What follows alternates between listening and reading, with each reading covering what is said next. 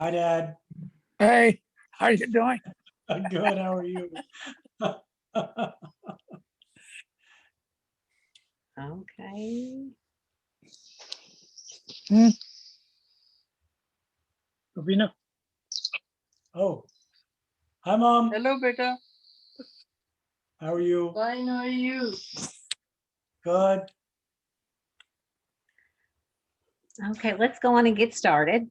Good evening, everyone. My name's Tammy Ramsey, and I am the CME coordinator for Baptist Health Hardin. And tonight's presentation, we're going to have stress and anxiety during the COVID-19 pandemic, provided for us from Dr. Iqbal. Oh, and it's not going to change. There we go. I'm like, wait a minute, what's going on? Okay, just a couple of reminders. Please mute your computers or your phones. If you're using video, be aware of your background and feel free to use the chat box or raise your hand if you have any questions during our presentation. Just a quick disclosure that none of our presenters, planners, or any part of the education committee has no financial relationships related to the subject matters, conflicts of interest, nor references to off-label or unapproved uses of drugs or devices. We are an accredited organization, the CEs through the Kentucky Board of Nursing and CMEs through the Kentucky Medical Association. To obtain CMEs tonight, you will just need to email me, Tammy Ramsey, that's at tramsey@hmh.net, your name, your title or your MD or initials, and your license number. To obtain CEs from the Kentucky Board of Nursing, email Kim Scarborough at hmh.net. You will be required to complete an evaluation form. So when you email us, we will send those evaluations out and then send your certificates when we receive them back.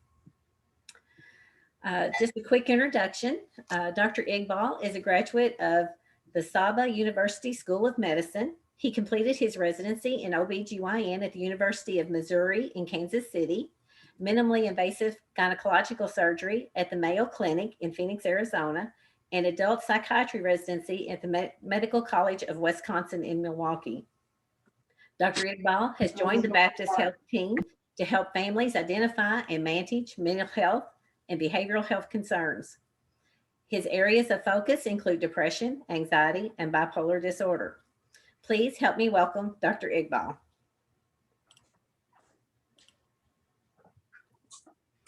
Here.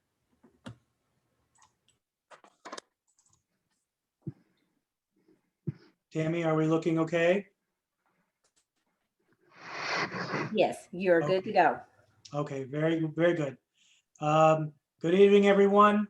We would like to reiterate muting your microphones for now, just to cut down on any kind of feedback, please. So today, the topic of discussion is stress and anxiety and the COVID-19 pandemic. It's really the topic is really mental health and the COVID-19 pandemic. So here's a brief outline of what we'll discuss tonight. We'll discuss the pandemic and its effect on mental health. We'll have a brief overview, and then we will discuss the studies that I was able to come up with through my literature search, evaluating the impact of the pandemic on mental health. We'll also talk specifically about suicide, the impact of the pandemic on suicidality and suicide attempts, as well as preventive measures of suicide. Since we'll be talking about mental health conditions such as anxiety and depression as part of the impact that we see of the pandemic on our mental health, we will then discuss them as well as their treatment. And it'll be brief, but I think that could be helpful. We'll then open the floor for questions. So I wanted to start with an overview. In late December of 2019, as we know, A small number of patients in Wuhan, Hubei province in China were found to have a pneumonia of unknown cause. Their pneumonia was linked to a seafood market in Wuhan. SARS-CoV-2, the novel coronavirus, was isolated. This virus subsequently spread rapidly through the world. It was declared a public health emergency of international concern in January of last year. And in March of last year, as we all know, this outbreak was declared a global pandemic. Some more information regarding the pandemic. As of, I believe these numbers are from yesterday, or no, probably the day before. 112 million global cases, 2.5 million deaths. That's globally. In the US, roughly 28 million cases, 500,000 deaths, very sad. In Kentucky, about 4,700 deaths with 47,000 recovered.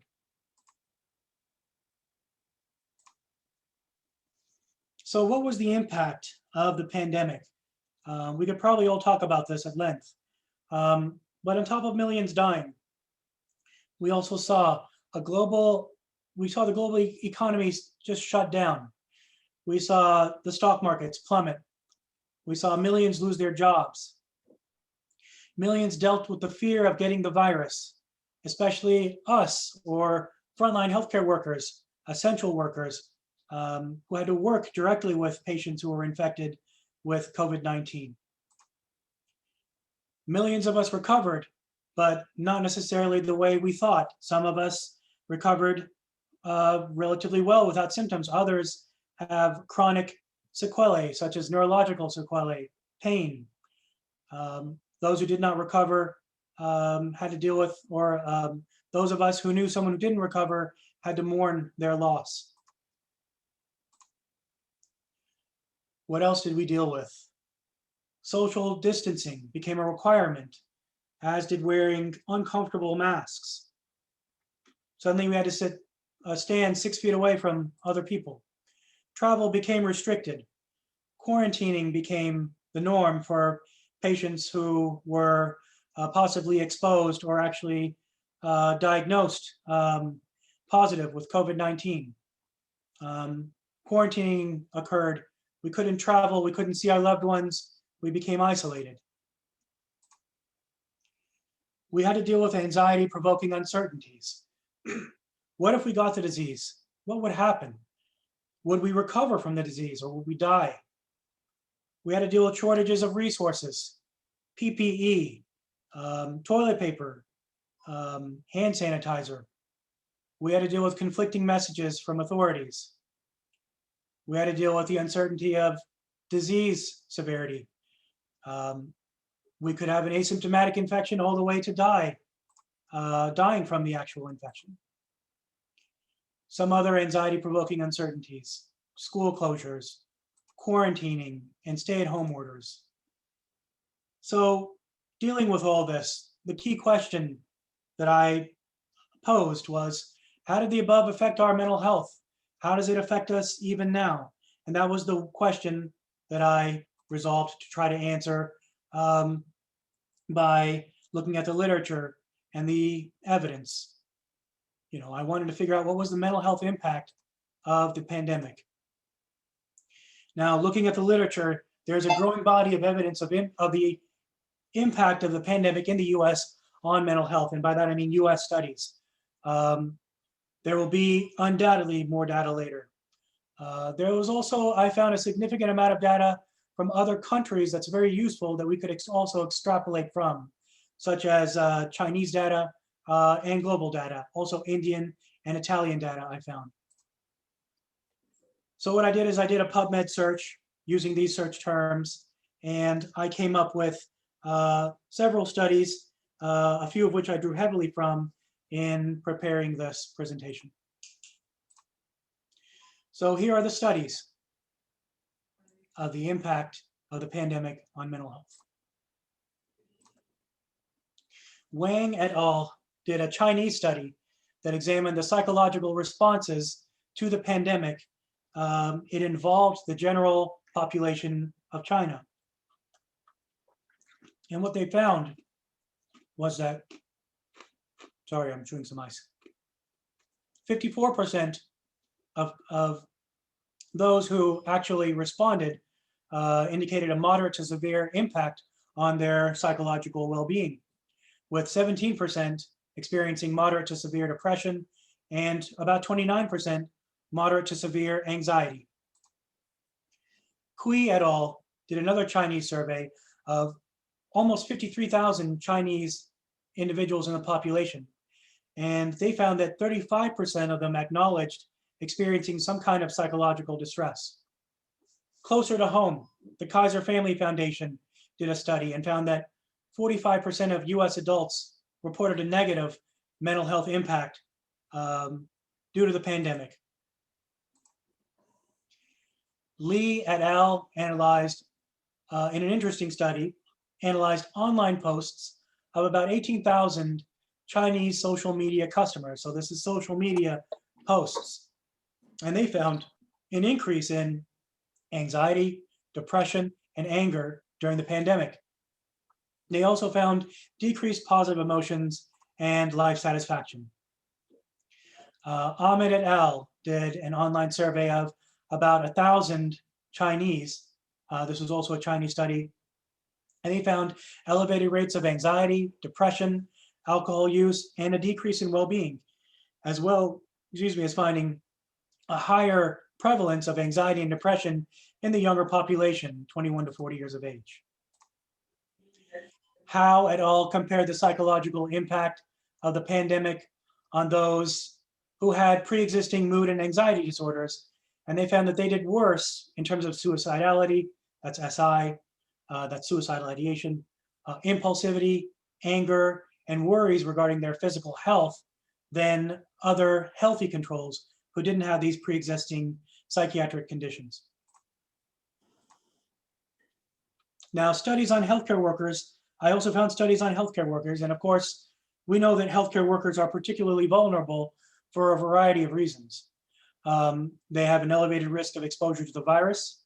They're obviously concerned, there's a concern for becoming infected and then being able to care for loved ones if they are infected and possibly even spreading the virus to loved ones.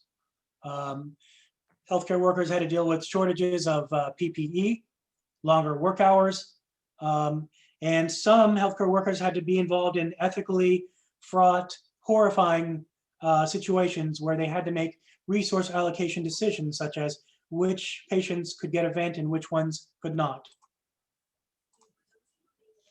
So studies regarding healthcare workers and the impact on their mental health, the impact of the pandemic on their mental health.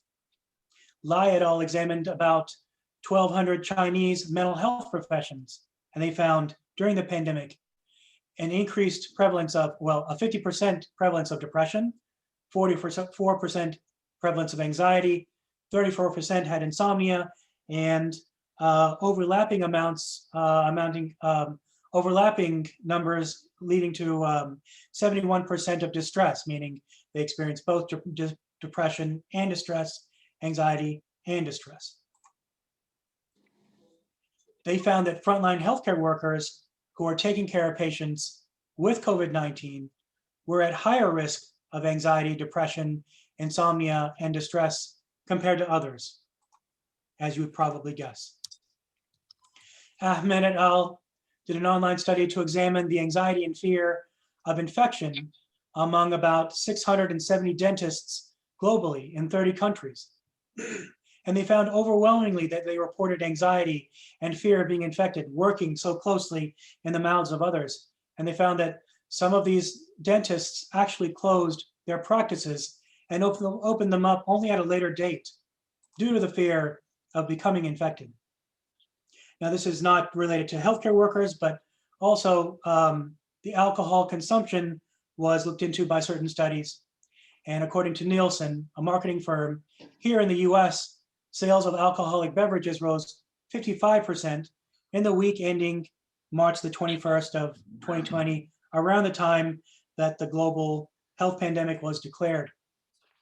They also found that online alcohol sales increased 243%, which indicates a very likely worsening of alcohol use disorders in the country.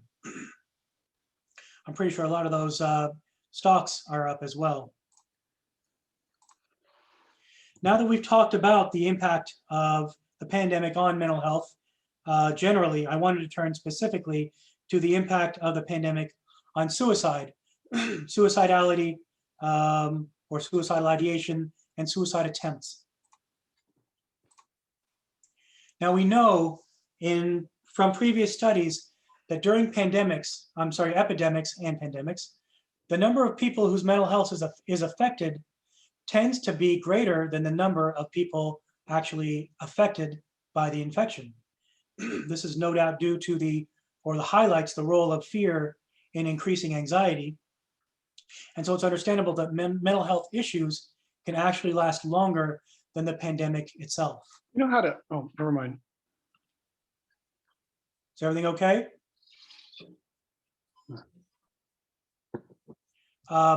So the role of fear in increasing anxiety.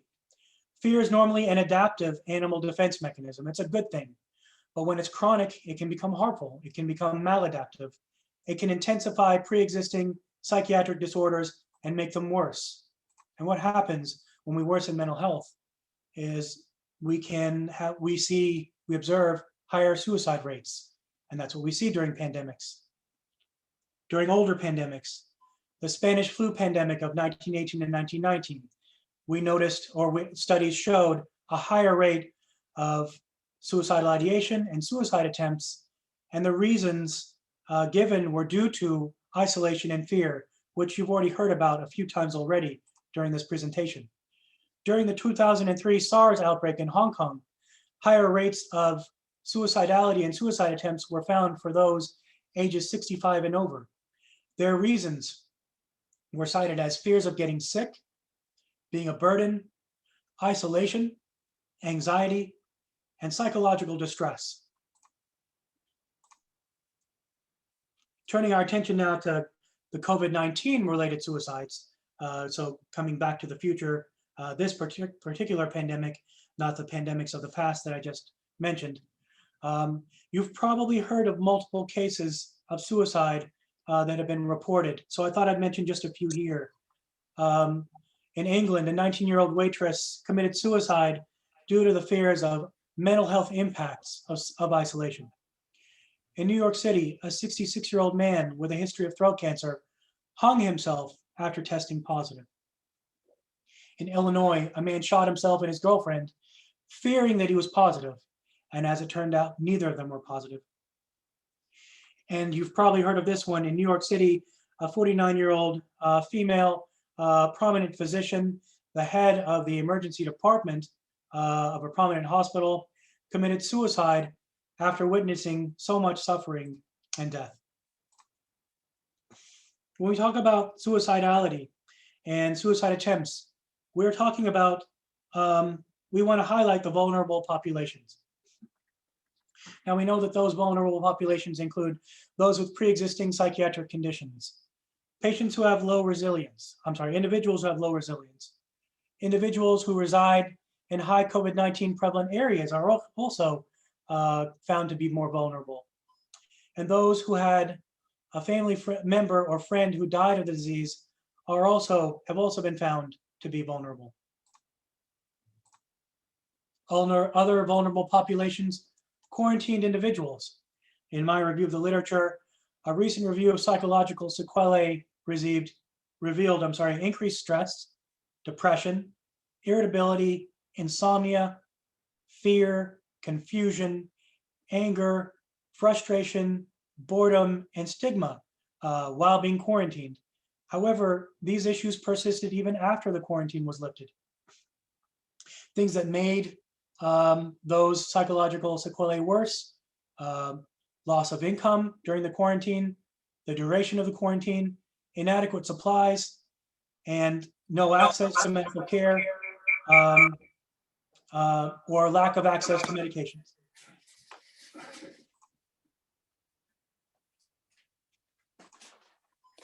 More vulnerable populations, those who were ordered to stay at home, A study conducted during the SARS outbreak in 2003 revealed individuals and healthcare workers alike actually considered violating their orders due to the emotional distress experienced by having to be forced to stay at home.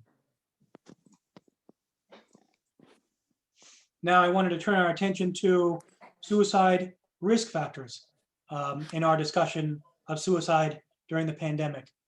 We've already talked about social isolation. It is associated with anxiety and depression. Isolation played a key role in suicidality and suicide attempts during the SARS outbreak in Hong Kong. Anxiety is another suicide risk factor. Fear of getting sick is another suicide risk factor. And together, both anxiety and fear can lead to insomnia, and insomnia is yet another risk factor for suicidality and suicide attempts. Chronic stress is another risk factor. Uncertainty is another risk factor, especially economic uncertainty. Economic uncertainty has been associated with stress-related disorders and suicide, very interestingly. And what studies have also found is that uncertainty is actually worse than knowing what will actually happen. This is another interesting study. In England, the daily suicide data matched with the daily economic policy uncertainty index. So in other words, the daily suicide data matched with an uncertainty index involving the economy for the period 2001 to 2015. That means they matched pretty well. They were correlated. They even found that a daily spike in economic uncertainty correlated with an immediate spike in suicide attempts. More economic factors.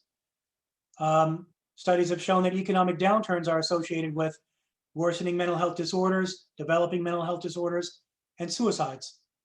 Higher unemployment correlates with higher rates of depression, substance use, and suicide attempts.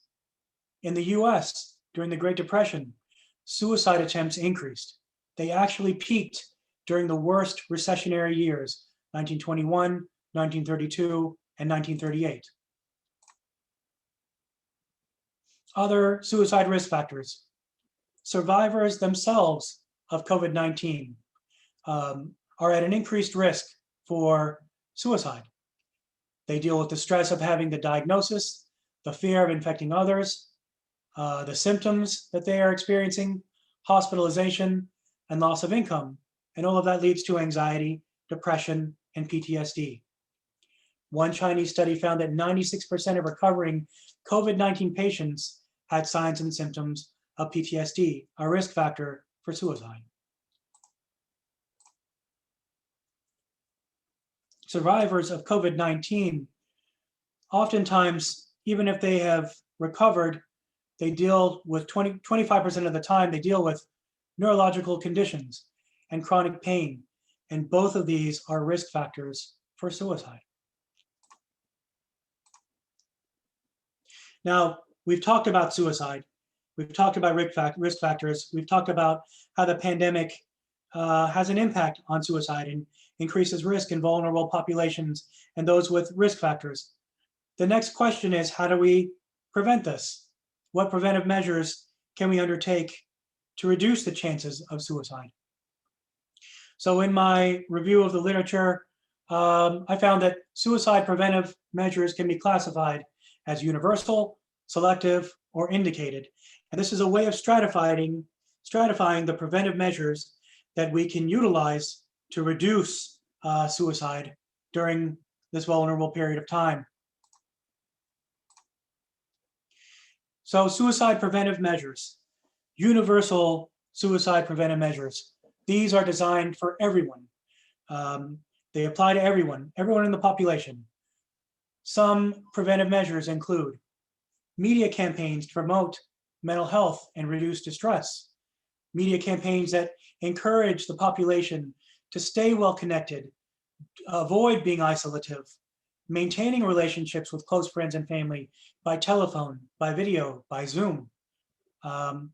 Media campaigns that address the importance of sleep, the importance of diet and exercise. More universal suicide preventive measures, delivering community support to those living alone, encouraging friends and family to check in with those individuals, screening for anxiety, depression, suicidality, domestic violence, substance use, all risk factors. Timely media reporting is another suicide preventive measure. Community gatekeepers, such as clergy, can identify high-risk individuals and then get them to the right place to get the interventions they need. And of course, suicide prevention helplines are available.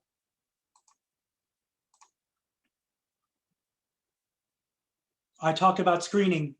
Other things that could be screened during these suicide preventive measures, universal suicide preventive measures, would include screening or queries for COVID-19 related stressors, such as exposure to the infection, infected family members, loss of loved ones, physical distancing, all things that are risk factors for increased suicidality.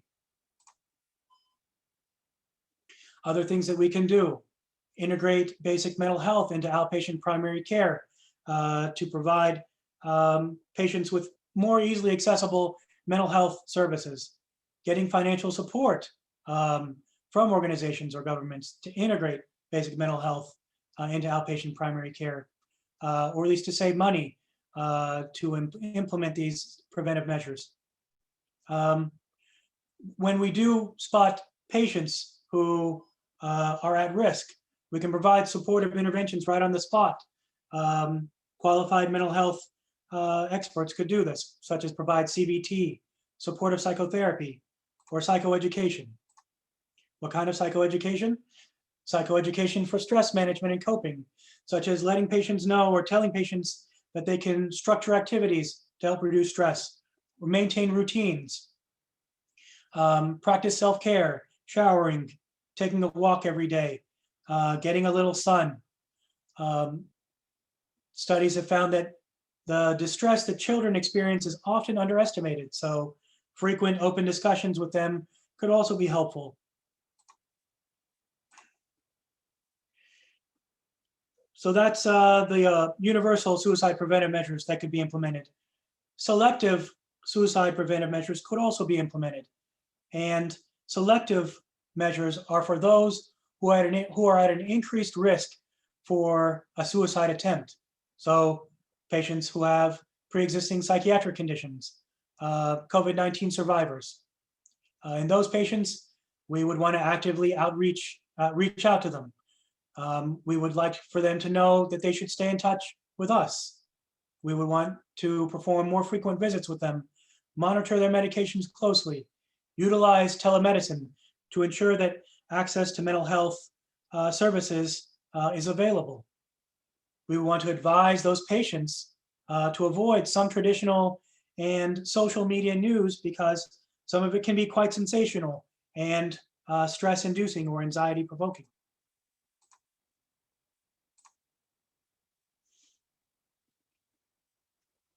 There are also, lastly, indicated suicide preventive measures. And indicated suicide preventive measures involve those who are at the highest risk of a suicide attempt. These are patients who might have had a previous recent suicide attempt or may be experiencing a significant psychosocial stressor that has put them into crisis. And of course, these patients must have excellent follow-up, and there should be clear guidelines for how to deal with a patient who might have active SI. And these guidelines should involve before and after, such as an immediate telepsych or phone visit when we find that they're in crisis, possibly voluntary or even involuntary admission, notifying the police to perform a mental inquest warrant.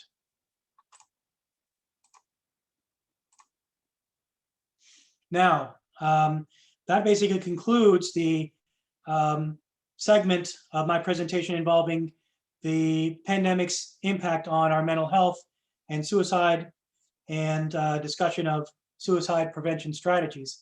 I know I discussed things like depression and anxiety, alcohol use disorder, so I thought I would very quickly discuss these mental health conditions as well as their treatment. Keep in mind, this is a very brief discussion because I think I've already been just talking for about 30 minutes. So major depressive disorder is one of the mental health conditions that I've discussed today. Diagnosis, 5 symptoms of the below nearly every day for at least 2 weeks. And these symptoms must include depressed mood or loss of pleasure, meaning anhedonia, meaning patients previously enjoyed, say, watching TV or reading, but suddenly they no longer enjoy them. They may not enjoy doing anything. Nothing is fun. Nothing is enjoyable. Those 5 symptoms are the 5 symptoms should come out of this list: depressed mood, loss of pleasure, weight gain or weight loss, appetite changes, in other words, insomnia or hypersomnia, not getting enough sleep or sleeping all day long, all night long, psychomotor retardation or psychomotor agitation, meaning psychomotor retardation. I like to ask questions, a question to the patient such as, do you ever feel like your body is just made out of lead and it's so heavy, you're lying on the couch or you're lying on the sofa and you just don't want to move because you feel so heavy? Psychomotor agitation would be more like whenever you sit down, it's like you're sitting on a button and you just need to get up and you can't sit still. Another symptom, fatigue, poor energy, feelings of guilt or worthlessness, pathological guilt, not guilty because you forgot to make breakfast in the morning, which is what you usually do for your kids, but pathological guilt, like you deserve to die because you feel so guilty. Poor concentration is another symptom. And of course, thoughts of hurting oneself or others. Passive SI would be thoughts of wanting, not having a plan necessarily, but thoughts of just wanting to disappear, to no longer be here, to just kind of close your eyes and leave. When diagnosing something like major depressive disorder, you should also be able to get an example of functional impairment, meaning the patient is having trouble at work or at home. They can't function like they used to. And of course, there's the famous Siggy Capps mnemonic, suicidality, loss of interest, guilt or worthlessness, poor energy, poor concentration, appetite changes, psychomotor retardation or agitation, sleep issues, insomnia. Treatment for major depression or depressive disorders involves SSRIs, sertraline, escitalopram, Prozac. Side effects for these SSRIs include GI upset, headaches, sexual dysfunction. Those are the main ones. There are other side effects. I like escitalopram because you can start them at a therapeutic dose of 10 milligrams immediately. So you can start working on their symptoms immediately. Some medications, like sertraline, you kind of have to titrate up. Escitalopram, you can start them right then and there on a therapeutic dose. A lot of them tolerate that without GI upset. Psychotherapy, of course, is another modality for the treatment of major depressive disorder. Now, I know that there were criteria that I gave you to make the diagnosis of major depressive disorder, but if patients don't meet the full criteria, but you still suspect something significant is going on, you can always make the diagnosis of depression unspecified and still treat the patient with medication or set them up with psychotherapy. Even if they don't meet the criteria, it's okay to err on the side of caution. Just an aside. You can do the same thing with anxiety. Anxiety unspecified. Generalized anxiety disorder involves worry most days for 6 or more months, and you need 3 or more of the following symptoms: physical symptoms, muscle tension, fatigue, poor concentration, restlessness, irritability, insomnia. Note the overlap between symptoms for generalized anxiety disorder and major depressive disorder. Oftentimes, you see both depression and anxiety together. And you might have noticed that. You're right. That is something that you will see. There's a mnemonic called, it's MFCRIS. Macbeth frets constantly regarding illicit sins. I don't know if you guys are Shakespeare fans, but that actually was one of the things I used to remember these symptoms. Of course, you need to document functional impairment with generalized anxiety disorder. You can treat this mental health condition also with SSRIs, such as escitalopram, and SNRIs, venlafaxine, duloxetine. You can use SNRIs to treat major depression as well. So you can treat two conditions, kill two birds with one stone. Also, you can use psychotherapy. Finally, I wanted to discuss alcohol use disorder because we did talk about the likely impact of the pandemic on mental health involving increased use of alcohol. Alcohol use disorder is a problematic pattern of alcohol use leading to impairment and distress. You need at least two of the following symptoms. There's several symptoms. Alcohol is taken in larger amounts over longer periods of time than intended. There have been unsuccessful attempts to cut down. There has been an increased amount of time spent acquiring, using, and recovering from alcohol. Cravings. When the patient isn't drinking, they crave the alcohol and they want more. The use of the alcohol leads to failure to fulfill obligations at work, school, or home. Alcohol use continues despite problems that are caused by it. Important social, occupational, or recreation activities are given up due to the use of alcohol. Alcohol is used even when it's hazardous. There's continued use of the alcohol even when knowing that a physical or psychological problem that's caused by the alcohol is actually being worsened by it. Say, for example, cirrhosis, or depression, or anxiety. Tolerance is another symptom. Intolerance, you need more to be intoxicated, or the same amount that used to get you the buzz that you previously got is no longer enough. Finally, withdrawal signs and symptoms are present, meaning when you aren't drinking alcohol, you have a tremor, you have nausea. Very, very bad symptoms include, which are deadly, seizures and delirium tremens. And so what do alcoholics or those with severe alcohol use disorder do? They will use alcohol to treat the withdrawal symptoms or even to avoid them. So it leads to a vicious cycle of always using the alcohol in order to stay intoxicated and keep the withdrawal symptoms at bay. Alcohol use disorder can be mild, moderate, or severe based on the number of symptoms present. Mild is 2 to 3 of those symptoms I just mentioned. Moderate is 4 to 5 of those symptoms. And severe is 6 or more of those symptoms. The treatment of alcohol use disorder depends on the severity. Mild alcohol use disorder could be managed by reduction or cessation of alcohol use.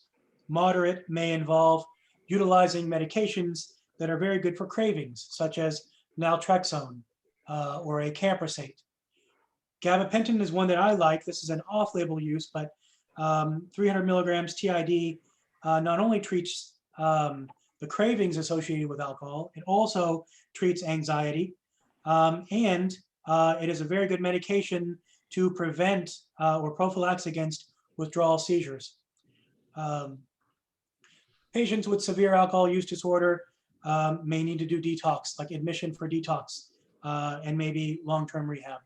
There's also, of course, outpatient Alcoholics Anonymous, and psychotherapy can be beneficial for patients with alcohol use disorder. So that kind of wraps up the 3 mental health conditions I wanted to talk about. These are my references. And I wanted to now open up the floor for questions. And thank you all so much for your patience. I figured we'd leave the questions for the end because it's kind of hard to do questions in the middle with Zoom, I have found.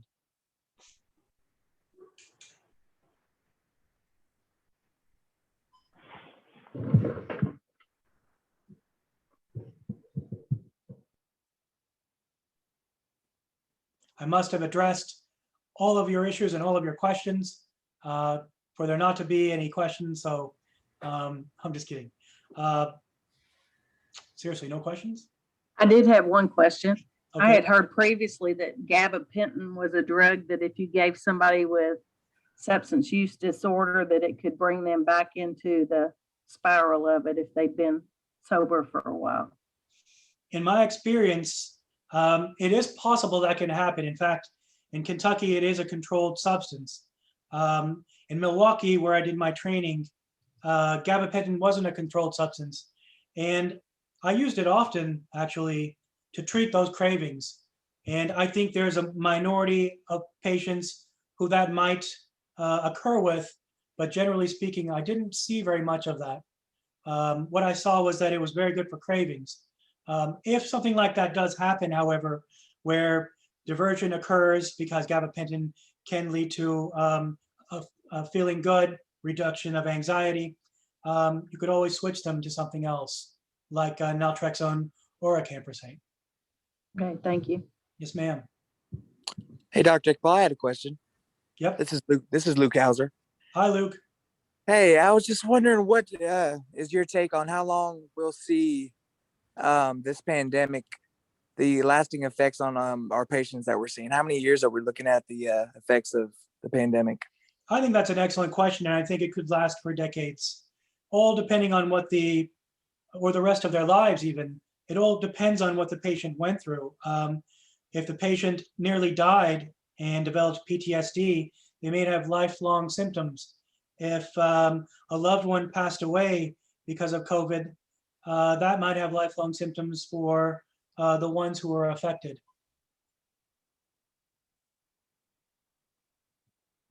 Great, thank you. I'm a chaplain. I work in ICU in the emergency department. So I'm dealing with COVID deaths constantly, and with widows and widowers of this pandemic as well. And I just wanted to point out how appreciative I am of the fact that you went through the history of the pandemic and how powerful that was for me personally.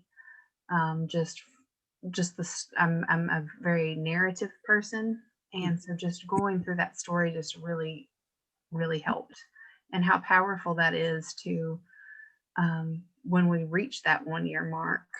I know from the staff and the physicians that we work with a lot, the 1 year mark coming up is making it more, you're even more fatigued because you're a year into it. Absolutely. And just how refreshing and life-giving it was for me to just go through that story. So thank you. I appreciate it. Thank you very much. Yeah, it's pretty extraordinary. When I wrote that overview, I mean, I couldn't help but think back to all that we've gone through. And it's just remarkable that we're still here. And by reiterating what we did go through it in that narrative while writing it, it was definitely powerful writing it.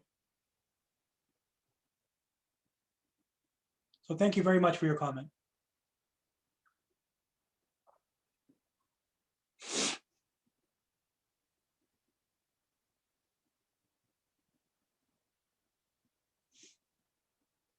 Well, thank you all very much for your attention today. I really appreciate that and your questions.